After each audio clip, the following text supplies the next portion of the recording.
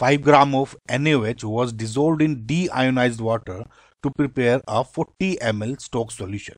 Okay, सो अब इन्होंने क्या कहा है कि 5 ग्राम NaOH लिया था इन्होंने और उसको डीआयोनाइज्ड वाटर में डाल दिया। देखिए, deionised water is nothing but कि प्योर वाटर मान के चले आप।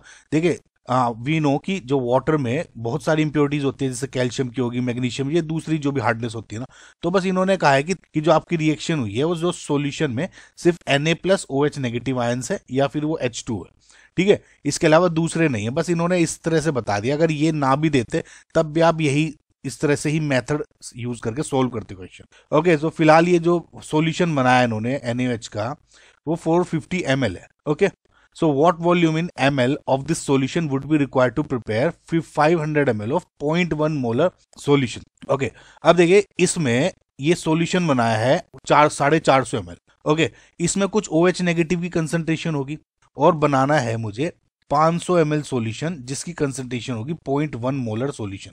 जब आप करते हो कि इनिशियल जो नंबर ऑफ मोल्स हैं ऑफ OH नेगेटिव अगर मैं कह दूं, ओके, या NaOH कह दूं, वो अगर इनिशियल जो सॉल्यूशन में है और जो फाइनल सॉल्यूशन होगा उसमें भी नंबर ऑफ मोल्स ऑफ जो OH नेगेटिव होंगे जो फाइनल सॉल्यूशन में वो इक्वल होने चाहिए। ओके, नाउ इसमें अब ये देखिए आपको गिवन क्या क्या है। ऑलरेडी आपको जो नंबर ऑफ मोल्स इक्वल्स क्या हो जाएगी, मोलैरिटी इनटू वॉल्यूम। तो M1V1 basically initially equals to M2V2। आपका ये सॉल्यूशन यहां से ये बन गया कि अगर नंबर ऑफ मोल्स इनिशियल जितने भी इक्वल है, अगर नंबर ऑफ मोल्स फाइनल में होने चाहिए तो क्योंकि नंबर ऑफ मोल्स क्या हो जाएंगे, मोलैरिटी इनटू वॉल्यूम। ओके, तो M1V1 इक्वल्स टू M2V2 हो जाएगा।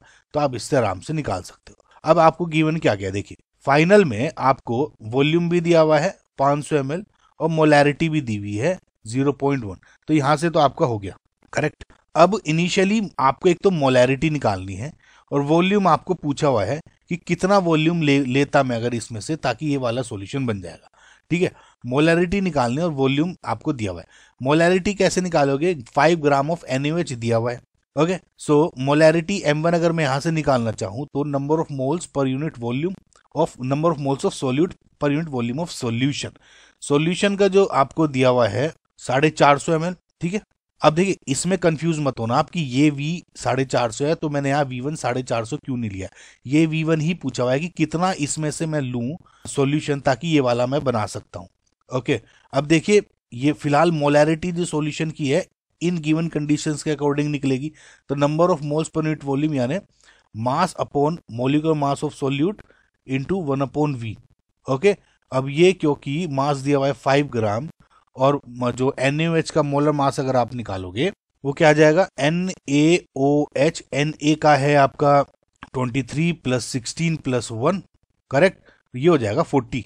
तो 5 ग्राम डिवाइड बाय 40 ग्राम पर मोल हो जाएगा ये। तो अपॉन V क्या हो जाएगा, 450 ml है तो 1000 से मल्टीप्लाई कर देता हूँ लीटर में करने करेक्ट। तो जो ये पूरी होगी आपकी मोलैरिटी होगी, इसमें ये वाला जो वैल्यूज है पूरी ये हो गई, इसमें V1 से मल्टीप्लाई कर दूं equals to 500 ml into 0.1। Okay, so बस अब आपको इसको सोल्व करना है और आपकी वैल्यू आ जाएगी। सो V1 क्या हो गया, V1 equals to 500 into 0.1 into 40 into 450 divided by 5 into 1000 और यहाँ पे वो बच गया ml ये वाला। ओके, जब आप पूरे को सोल्व करोगे तो आपकी वैल्यू आ जाएगी 180 ml। Okay, so I hope आपको ये समझ में आया क्वेश्चन। जो फाइनल आंसर आपका है वो 180 ml होगा।